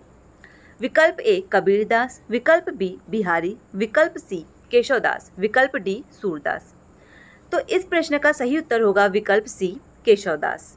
आगे देखेंगे हम लोग, शिवराज भूषण के रचयिता हैं, विकल्प ए चिंतामणि, विकल्प बी भूषण, विकल्प सी केशवदास, विकल्प डी सूरदास। तो इस प्रश्न का सही उत्तर होगा विकल्प बी भूषण। अब देखेंगे हम लोग प्रश्न संख्या 30, भूषण द्वारा रचित ग्रंथ है, विकल्प ए शिवा बावनी, विकल्प बी पद संग्रह, विकल्प सी कवि प्रिया, विकल्प डी रतन बावनी। तो प्रश्न संख्या 30 का सही उत्तर होगा विकल्प सी शिवा बावनी। ठीक है, कवि प्रिया केशवदास का काफ़ी प्रसिद्ध रचना है, इसे आप लोग याद रखिएगा। प्रश्न संख्या 31, शिवा शौर्य किसकी रचना है, विकल्प ए चिंतामणि, विकल्प बी नंददास, विकल्प सी भिखारीदास, विकल्प डी भूषण। तो प्रश्न संख्या 31 का सही उत्तर होगा भूषण। ठीक है, ये प्रश्न मैंने आप लोग को ऊपर बताया था, इसका सही उत्तर होगा अवधी भाषा में। आगे देखेंगे हम लोग, रीतिकाल की कृति है, विकल्प ए रसमंजरी, विकल्प बी प्रेम सागर, विकल्प सी आर्य सप्तशती, विकल्प डी बिहारी सत्सई। तो इस प्रश्न का सही उत्तर है रीतिकाल की कृति है आपकी बिहारी सत्सई। ठीक है, अब आगे हम लोग देखेंगे, अब अगला प्रश्न हम लोग देखेंगे, भिखारीदास कवि हैं, विकल्प ए भक्तिकाल, विकल्प बी आदिकाल, विकल्प सी रीतिकाल, विकल्प डी आधुनिक काल। ठीक है, तो इस प्रश्न का सही उत्तर होगा विकल्प बी रीतिकाल। ठीक है, तो इस प्रकार उपन्यास की जो महत्वपूर्ण प्रश्न उत्तरी थी उसे मैंने काफ़ी अच्छे से आप लोगों को पढ़ा दिया है। अब हम लोग इस क्लास के लास्ट टॉपिक को पढ़ेंगे जो कि व्याकरण से ही संबंधित है, और उस टॉपिक में आपको कुल 50 प्रश्न देखने को मिलेगा। तो आइए हम लोग क्लास को स्टार्ट करते हैं। पहला प्रश्न है, शांत रस का स्थायी भाव क्या है, विकल्प ए वैराग्य, विकल्प बी क्षमा, विकल्प सी दया, विकल्प डी निर्वाद। तो प्रश्न संख्या 1 का सही विकल्प होगा निर्वाद। ठीक, शांत रस का स्थायी भाव होता है निर्वाद। ठीक है, आगे देखेंगे हम लोग, निम्नलिखित में से किस रस का स्थायी भाव रति है, विकल्प ए भक्ति रस, विकल्प बी श्रृंगार रस, विकल्प सी भक्ति और श्रृंगार रस, विकल्प डी इनमें से कोई नहीं। तो इस प्रश्न का सही उत्तर होगा विकल्प सी भक्ति और श्रृंगार रस। ठीक है, काफ़ी इंपॉर्टेंट प्रश्न है, कई बार परीक्षाओं में पूछा जा चुका है। प्रश्न संख्या 3 देखेंगे, हिंदी में कुल कितने काव्य रस हैं, विकल्प ए 9, विकल्प बी 10, विकल्प सी 11, विकल्प डी 13। इस प्रश्न का सही उत्तर होगा विकल्प ए, हिंदी में कुल 9 काव्य रस हैं। ठीक है, अब आगे हम लोग देखेंगे प्रश्न संख्या 4, उत्साह की स्थायी भाव से किस रस की निष्पत्ति होती है, विकल्प ए शांत रस, विकल्प बी भयानक रस, विकल्प सी रौद्र रस, विकल्प डी वीर रस। तो प्रश्न संख्या 4 का सही उत्तर होगा वीर रस। वीर रस से उत्साह के स्थायी भाव की रस निष्पत्ति होती है। प्रश्न संख्या 5, रौद्र रस का स्थायी भाव क्या है, विकल्प ए क्रोध रस, विकल्प बी विस्मय रस, विकल्प सी शोक रस, विकल्प डी भय रस। ठीक है, तो प्रश्न संख्या 5 का सही उत्तर होगा क्रोध रस। रौद्र रस का जो स्थायी भाव होता है वो होता है क्रोध रस। वेरी इंपॉर्टेंट क्वेश्चन है, आप लोग इसे ध्यान रखिएगा। आगे देखेंगे हम लोग, विस्मय स्थायी भाव किस रस में होता है, विकल्प ए हास्य रस, विकल्प बी शांत रस, विकल्प सी अद्भुत रस, विकल्प डी विभत्स्य रस। तो प्रश्न संख्या 6 का सही उत्तर होगा अद्भुत रस। विस्मय रस का स्थायी भाव होता है अद्भुत रस। ठीक है, अब आगे देखेंगे हम लोग प्रश्न संख्या 7, श्रृंगार रस का स्थायी भाव क्या है। ये प्रश्न कई बार परीक्षाओं में पूछा जा चुका है। विकल्प ए उत्साह रस, विकल्प बी शोक रस, विकल्प सी हास्य रस, विकल्प डी रीति रस। तो इस प्रश्न का सही उत्तर होगा रीति रस। ठीक है, यानी विकल्प डी आपका सही होगा। प्रश्न संख्या 8, शोक किस रस का स्थायी भाव है, विकल्प ए करुण रस, विकल्प बी क्रोध रस, विकल्प सी शोक रस, विकल्प डी निर्वाद रस। तो प्रश्न संख्या 8 का सही उत्तर होगा करुण रस। ठीक है। प्रश्न संख्या 9, किस रस को रस का राजा कहा जाता है? Very important question. ठीक है। विकल्प ए करुण रस, विकल्प बी हास्य रस, विकल्प सी शांत रस। आगे देखेंगे विकल्प डी श्रृंगार रस। तो प्रश्न संख्या 9 का सही उत्तर होगा श्रृंगार रस। श्रृंगार रस को रसराज की उपाधि प्रदान है। अब आगे देखेंगे हम लोग प्रश्न संख्या 10। काफ़ी इंपॉर्टेंट प्रश्न है और परीक्षाओं में पूछा जाता है। स्थायी भाव की कुल संख्या कितनी है? विकल्प ए 5, विकल्प बी 7, विकल्प सी 9, विकल्प डी 11। प्रश्न संख्या 10 का सही उत्तर है विकल्प सी 9। स्थायी भावों की जो कुल संख्या होती है वो होती है 9। अब आगे देखेंगे हम लोग प्रश्न संख्या 11। ट ठ ड ड़ वर्ण के प्रयोग का संबंध काव्य में किस गुण से है? विकल्प ए माधुर्य, विकल्प बी ओज, विकल्प सी प्रसाद, विकल्प डी इनमें से कोई नहीं। तो इस प्रश्न का सही उत्तर होगा विकल्प बी ओज। ठीक है। अब आगे देखेंगे हम लोग रसो उत्पत्ति से आश्रय की चेष्टा क्या कही जाती है? विकल्प ए विभव, विकल्प बी आलंबन, विकल्प सी अनुभव, विकल्प डी उद्दीपन। प्रश्न संख्या 12 का सही उत्तर होगा अनुभव, यानी विकल्प सी। ठीक है। आगे देखेंगे हम लोग प्रश्न संख्या 13। माधुर्य गुण का किस रस में प्रयोग होता है? विकल्प ए शांत रस में, विकल्प बी श्रृंगार रस में, विकल्प सी भयानक रस में, विकल्प डी रौद्र रस में। ठीक है। प्रश्न संख्या 13 का जो सही उत्तर होगा वो होगा श्रृंगार रस में। Very important. ठीक। अब आगे देखेंगे ये सारे प्रश्न काफ़ी इंपॉर्टेंट है, कई बार परीक्षाओं में पूछे जा चुके हैं, तो आप इसे विशेष रूप से ध्यान में रखिएगा। रस कितने प्रकार के होते हैं? विकल्प ए 9, विकल्प बी 11, विकल्प सी 13, विकल्प डी 14।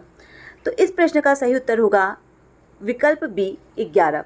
जो रसों की संख्या है कुल 11 है। ठीक है। रस जो होते हैं 11 प्रकार के होते हैं, और वो 11 प्रकार कौन कौन से हैं आप उसे भी एक बार जान लीजिए। पहला है श्रृंगार रस, हास्य रस, करुण रस, वीर रस, रौद्र रस, भयानक रस, विभत्स रस, अद्भुत रस। आगे देखेंगे शांत रस, वात्सल्य रस और भक्ति रस। अब देखेंगे हम लोग प्रश्न संख्या 15। वीर रस का स्थायी भाव क्या है? विकल्प ए रीति, विकल्प बी उत्साह, विकल्प सी हास्य, विकल्प डी क्रोध। प्रश्न संख्या 15 का जो है सही उत्तर होगा उत्साह। वीर रस का जो स्थायी भाव है वो है उत्साह। अब आगे देखेंगे हम लोग प्रश्न संख्या 16। वेरी इंपॉर्टेंट क्वेश्चन है, कई बार ये प्रश्न परीक्षाओं में पूछा जा चुका है। संचारी भाव की संख्या कितनी है? विकल्प ए 15, विकल्प बी 22, विकल्प सी 28, विकल्प डी 33। तो संचारी भाव की जो संख्या है वो है 33, यानी आपका विकल्प डी सही होगा। अब आगे हम लोग देखेंगे प्रश्न संख्या 17। भरत मुनि के अनुसार रसों की संख्या कितनी है? विकल्प ए 5, विकल्प बी 8, विकल्प सी 9, विकल्प डी 11। तो आप लोगों का सही उत्तर होगा विकल्प बी 8। अभी मैंने आप लोगों को बताया था ऊपर कि रस जो होते हैं वो 11 प्रकार के होते हैं। ठीक है। पर भरत मुनि के अनुसार रसों की जो संख्या मानी गई है वो 8 मानी गई है। तो आप लोग इसे ध्यान रखिएगा, नोट डाउन कर लीजिएगा एक जगह पे। तो प्रश्न संख्या 18। निम्नलिखित में से किसका उल्लेख भरत के रस सूत्र में नहीं हुआ है? विकल्प ए विभव, विकल्प बी अनुभव, विकल्प सी स्थायी भाव, विकल्प डी संचारी भाव। ठीक है। तो इस प्रश्न का सही उत्तर होगा विकल्प सी स्थायी भाव, यानी विकल्प सी आपका राइट होगा। आगे देखेंगे प्रश्न संख्या 19। विभत्स रस का स्थायी भाव क्या है? विकल्प ए भय, विकल्प बी निर्वात, विकल्प सी जुगुप्सा, विकल्प डी घृणा। तो इस प्रश्न का सही उत्तर है विकल्प सी जुगुप्सा। प्रश्न संख्या 20 है अमर्ष क्या है? विकल्प ए काव्य दोष, विकल्प बी काव्य गुण, विकल्प सी संचारी भाव, विकल्प डी एक अलंकार। तो इस प्रश्न का सही उत्तर होगा कि अमर्ष एक संचारी भाव है, यानी विकल्प सी सही होगा। अब अगला प्रश्न देखेंगे प्रश्न संख्या 21। विभव अनुभव और व्यभिचारी भावों के संयोग से रस की निष्पत्ति, यह किसका कथन है? वेरी इंपॉर्टेंट प्रश्न है, कई बार परीक्षाओं में पूछा जा चुका है, तो आप इसे विशेष रूप से ध्यान में रखिएगा। विकल्प ए भामा, विकल्प बी भरत, विकल्प सी मम्मट, विकल्प डी जगन्नाथ। तो इस प्रश्न का सही उत्तर होगा आप लोगों का भरत। अब देखेंगे हम लोग प्रश्न संख्या 22। विशेष रूप से जो भावों को प्रकट करते हैं उन्हें क्या कहते हैं? विकल्प ए अनुभव, विकल्प बी संचारी भाव, विकल्प सी विभव, विकल्प डी संचारी भाव। ठीक है, ये ऑप्शन दो बार रिपीट हो गया है। तो इस प्रश्न का सही उत्तर होगा विकल्प डी संचारी भाव। ठीक है, विकल्प डी और बी दोनों ही सही होगा क्योंकि एक ही ऑप्शन दो जगह रिपीट हो गए हैं। अब आगे देखेंगे हम लोग प्रश्न संख्या 23। आचार्य भरत ने किस रस को नाट्य प्रयोग में स्वीकार नहीं किया है? विकल्प ए शांत रस, विकल्प बी करुण रस, विकल्प सी भयानक रस, विकल्प डी अद्भुत रस। तो प्रश्न संख्या 23 का सही उत्तर है शांत रस। आचार्य भरत ने रस को नाट्य के रूप में स्वीकार नहीं किया है, तो वो रस है शांत रस। अगला प्रश्न देखिए आप लोग, जिनसे अभिनय द्वारा वाणी और अंगों प्रकट हो वह कौन सा भाव कहलाता है? विकल्प ए संचारी भाव, विकल्प बी भाव, विकल्प सी अनुभव, विकल्प डी स्थायी भाव। तो प्रश्न संख्या 24 का सही उत्तर होगा अनुभव। ठीक है, यानी विकल्प सी सही होगा। अनुभव कितने प्रकार के होते हैं? विकल्प ए 2, विकल्प बी 4, विकल्प सी 6 और विकल्प डी 8। तो इस प्रश्न का सही उत्तर होगा, यानी जो अनुभव होते हैं वो कुल 4 प्रकार के होते हैं। और वो 4 कौन कौन से होते हैं आप ये भी जान लीजिए। अनुभव के कुल 4 भेद होते हैं, आप इसे बार पढ़ लीजिएगा कि सात्विक और कौन कौन से होते हैं, आप इसे एक बार देख लीजिएगा। ठीक है, अब आगे देखेंगे हम लोग भाव शांति, भाव संधि और भाव सबलता का संबंध किस भेद से है? विकल्प ए संचारी भाव, विकल्प बी विभाव, विकल्प सी अनुभव, विकल्प डी स्थायी भाव।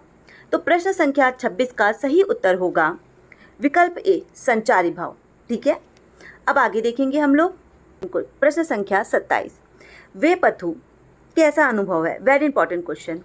विकल्प ए आंगिक, विकल्प बी वाचिक, विकल्प सी सात्विक, विकल्प डी बौद्धिक। तो प्रश्न संख्या 27वें का सही उत्तर होगा सात्विक, यानी विकल्प सी आपका सही होगा। ठीक है, आगे देखेंगे प्रश्न संख्या 28। भरत मुनि ने रस सूत्र का विकास अपने किस ग्रंथ में किया है?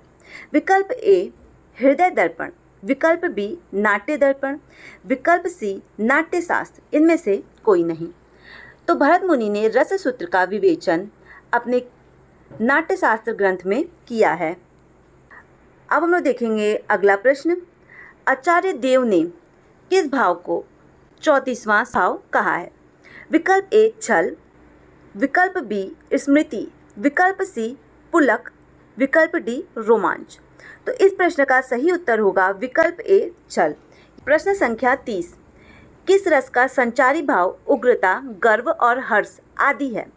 विकल्प ए श्रृंगार, विकल्प बी वीर रस, विकल्प सी वात्सल्य, विकल्प डी रौद्र। तो प्रश्न संख्या 30 का सही उत्तर जो होगा वो होगा आप लोगों का वीर रस। ठीक है, वीर रस में ही उग्रता, गर्व और हर्ष आदि का चित्रण हमें देखने को मिलता है। प्रश्न संख्या 31। आश्चर्य किस रस का स्थायी भाव है? वीर रस, हास्य रस, अद्भुत रस और विकल्प डी रौद्र रस। इस प्रश्न का सही उत्तर होगा अद्भुत रस। वेरी इंपॉर्टेंट क्वेश्चन है, परीक्षा में पूछा जा चुका है। आगे देखेंगे प्रश्न संख्या 32। जो भाव केवल अल्पकाल तक संचरण करके चले जाते हैं उन्हें कौन सा भाव कहा जाता है? विकल्प ए संचारी भाव, विकल्प बी अनुभव, विकल्प सी स्थायी भाव, विकल्प डी विभव। तो प्रश्न संख्या 32 का सही उत्तर होगा संचारी भाव। अब देखेंगे हम लोग 33वां प्रश्न। विप्रलभ श्रृंगार में वियोग की कितनी दशाएं मानी गई हैं? विकल्प ए 5, विकल्प बी 10, विकल्प सी 12, विकल्प डी 16। तो प्रश्न संख्या 33वां का सही उत्तर होगा विकल्प बी यानी 10। ठीक है, अगला प्रश्न देखेंगे। हिंदी साहित्य के किस भाव को व्यभिचारी भाव भी कहा जाता है? विकल्प ए विभव, विकल्प बी अनुभव, विकल्प सी स्थायी भाव, विकल्प डी संचारी भाव। तो इस प्रश्न का सही उत्तर होगा संचारी भाव। ठीक, आगे देखेंगे हम लोग भारतीय वृत्ति का संबंध किस रस से है?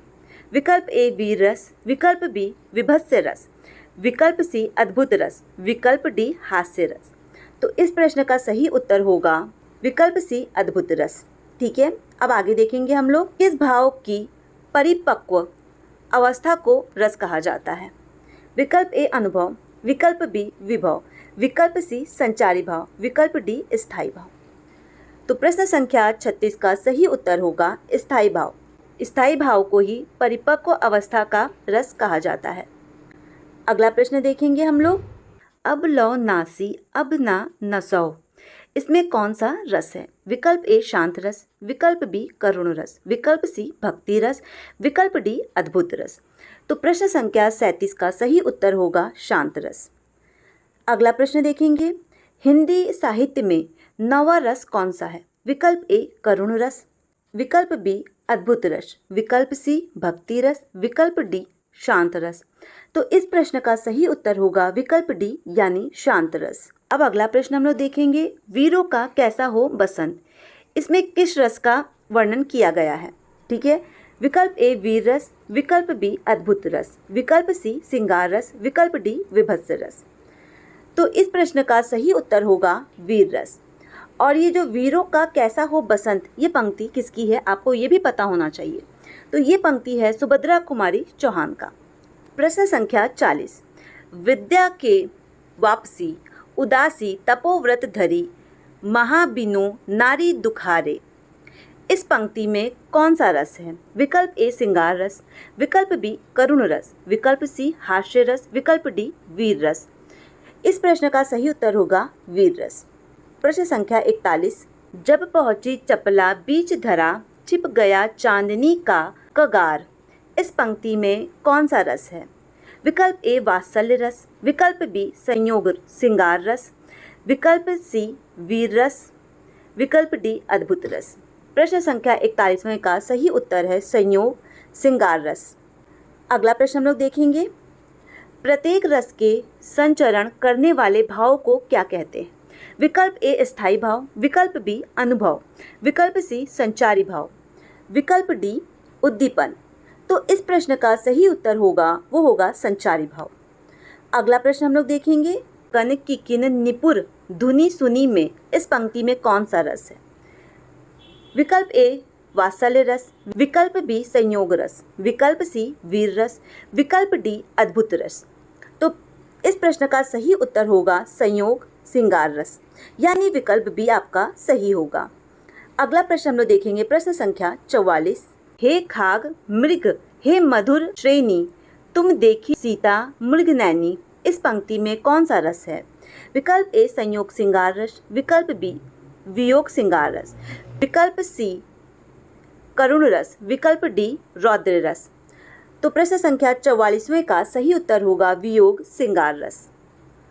अगला प्रश्न हम लोग देखेंगे, दे की सुधामा दिन दास करुण करी के करुणा निधि रोए, इस पंक्ति में कौन सा रस है? विकल्प ए वियोग रस, विकल्प बी रौद्र रस, विकल्प सी करुण रस, विकल्प डी शांत रस। तो प्रश्न संख्या 45वें का सही उत्तर होगा करुण रस। अब आगे हम लोग देखेंगे, दे की रूप लोचन ललचाने अर्शे जनु निजी निधि पहचाने, इस पंक्ति में कौन सा रस है? विकल्प ए श्रृंगार रस, विकल्प बी करुण रस, विकल्प सी रौद्र रस, विकल्प डी अद्भुत रस। तो इस प्रश्न का सही उत्तर होगा विकल्प ए यानी श्रृंगार रस। अगला प्रश्न हम लोग देखेंगे, स्वान अंगुरीन कटी कटी के खात विदरत, इस पंक्ति में कौन सा रस है? विकल्प ए विभत्स रस, विकल्प बी रौद्र रस, विकल्प सी भयानक रस, विकल्प डी करुण रस। तो इस प्रश्न का सही उत्तर होगा विभत्स रस। अब आगे हम लोग देखेंगे, निस दिन बरसत नैन हमारे, इस पंक्ति में कौन सा रस है? विकल्प ए वीर रस, विकल्प बी विभत्स रस, विकल्प सी करुण रस, विकल्प डी श्रृंगार रस। तो इस प्रश्न का सही उत्तर होगा श्रृंगार रस। अगला प्रश्न हम लोग देखेंगे, बिन गोपाला बरैनी भई कुंज, इस पंक्ति में कौन सा रस है? विकल्प ए वियोग श्रृंगार रस, विकल्प बी वीर रस, विकल्प सी करुण रस, विकल्प डी विभत्स रस। तो इस प्रश्न का जो सही उत्तर होगा वो होगा वियोग श्रृंगार रस। अब हम लोग इस वीडियो का अंतिम प्रश्न देखेंगे, मुझे फूल मत मारो मैं अबला वियोगनी कुछ तो दया बेचारो, इस पंक्ति में कौन सा रस है? विकल्प ए वियोग श्रृंगार रस, विकल्प बी करुण रस, विकल्प सी शांत रस, विकल्प डी वीर रस। तो इस प्रश्न का सही उत्तर होगा वियोग श्रृंगार रस। तो इस प्रकार रस के जो अभी तक महत्वपूर्ण 50 प्रश्न थे वो मैंने आप लोगों को बता दिया है। तो इस प्रकार मैंने आप सबके बीपीएससी टीचर एग्ज़ाम को ध्यान में रखकर हिंदी साहित्य का ये मैराथन क्लास स्पेशली आप लोगों के लिए बनाया था। और ये क्लास आप लोगों को कैसा लगा आप लोग कमेंट करके मुझे ज़रूर बताइएगा। इस क्लास को ज़्यादा से ज़्यादा अपने दोस्तों के साथ शेयर करना, चैनल को सब्सक्राइब कर बेल आइकॉन प्रेस करना बिल्कुल भी ना भूलें, जिससे आपको टाइम टू टाइम क्लास की अपडेट और नोटिफिकेशन मिलती रहे। जिन भी स्टूडेंट्स ने अभी तक टेस्ट सीरीज़ को ज्वाइन नहीं किया है, कमेंट बॉक्स में मैंने अपने टेलीग्राम चैनल का लिंक पिन कर दिया है, वहाँ से आप मेरे टेलीग्राम चैनल पे जुड़ सकते हैं। वहाँ पर आपको फ्री टेस्ट सीरीज़, कई सारे पीडीएफ और नोट्स मेरे देखने को मिल जाएंगे। किसी भी प्रकार का कोई भी डाउट होता है तो आप मुझे कमेंट कर सकते हैं, या फिर मैंने कमेंट बॉक्स में अपने इंस्टाग्राम और फेसबुक का लिंक पिन कर दिया है, वहाँ से आप मुझे डायरेक्ट मैसेज भी कर सकते हैं। Thank you.